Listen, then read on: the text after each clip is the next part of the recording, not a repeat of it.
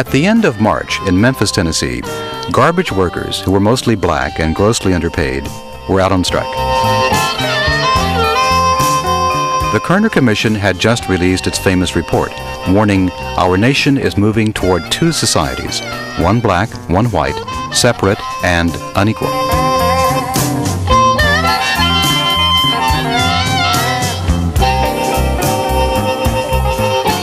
These men who were really at the low rung on the totem pole just got tired of being treated less than men. And if you notice that sign they had, it didn't say peace, it didn't say freedom, it didn't say justice. All it said was, I am a man. But somewhere I read of the freedom of assembly. Martin Luther King, the nation's preeminent civil rights leader, came to Memphis to express moral support for the men on strike. Somewhere I read that the greatness of America is the right to protest for right.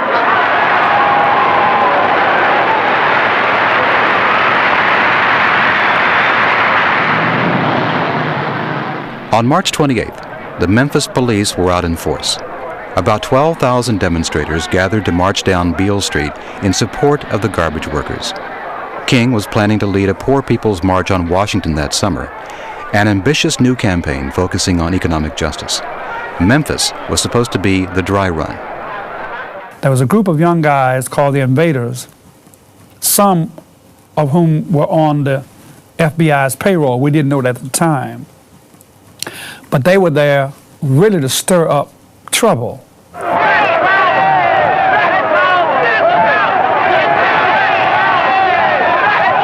These young guys had taken the sticks off of the placards, started breaking out windows, and they started the riot. And you know, once you start, everybody gets in it.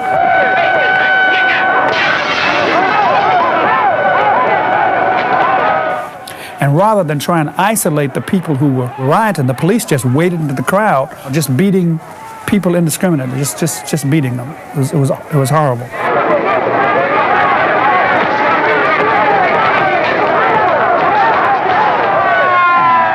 Martin was taken up physically, put in a car, and taken to the closest hotel for his own safety. And he said, we've got to have a peaceful march. If we don't do it here, we can't go to Washington. King was despondent.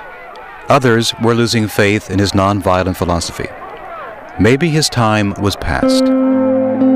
Martin Luther King was at a crossroads. Despite doubts, despite death threats, he refused to turn back. On the night of April 3rd, he appeared before a packed congregation at Mason Temple. It was thundering and lightning, and the rain was coming hard. And Martin didn't take a text. We called it a mountaintop speech. He just started speaking extemporaneously. And I'd not heard him, of all the times I'd heard him speak, I'd not heard him like this. Like anybody, I would like to live a long life. Longevity has its place. But I'm not concerned about that now. I just want to do God's will. And he's allowed me to go up to the mountain. And I've looked over. And I've seen the promised land. I may not get there with you. But I want you to know tonight that we as a people will get to the promised land.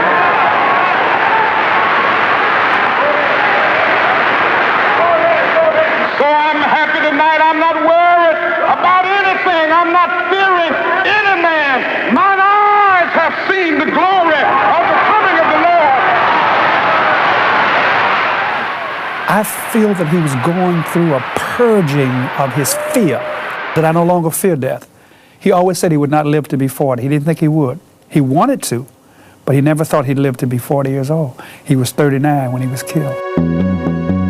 The next day, meeting with aides at his motel, King seemed rejuvenated. As evening approached, he stepped out on the balcony to talk with Jesse Jackson and others. And we're on our way to Reverend Billy Kyle's home for dinner. And I remember we had our our little band there from Chicago, Ben Branch and some musicians, and we were going to have a big rally at Mason Temple that night after dinner.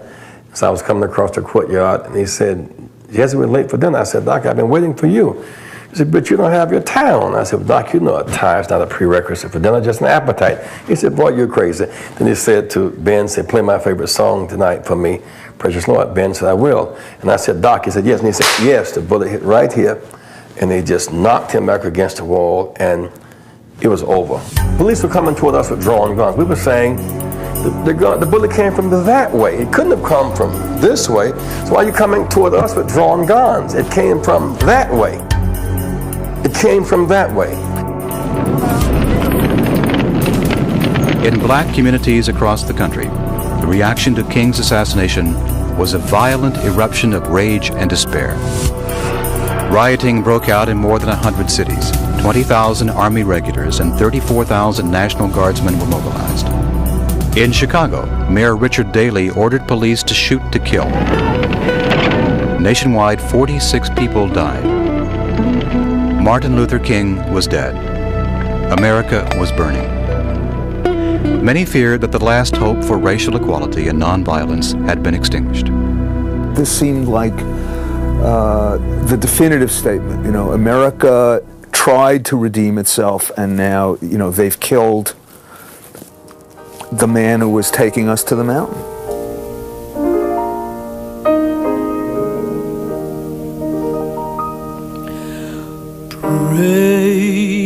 Precious Lord,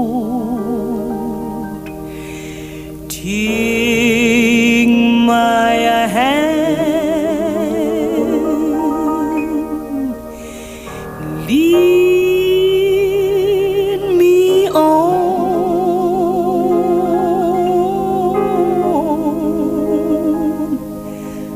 let me stand.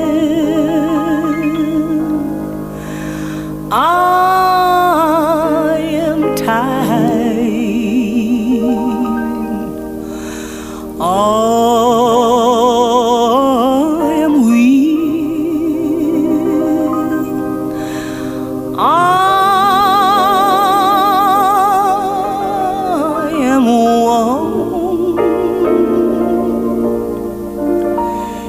through the storm.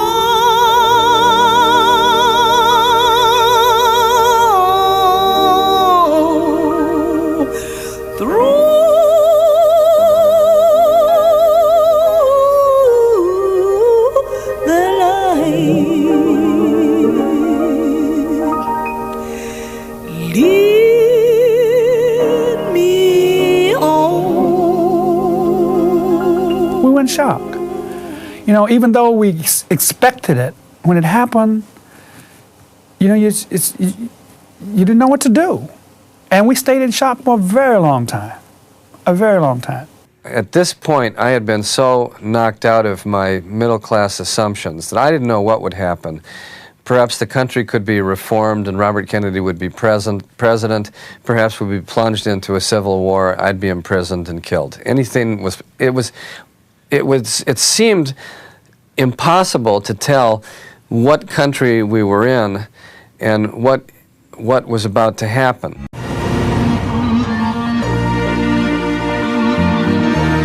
Presenting history's best on PBS.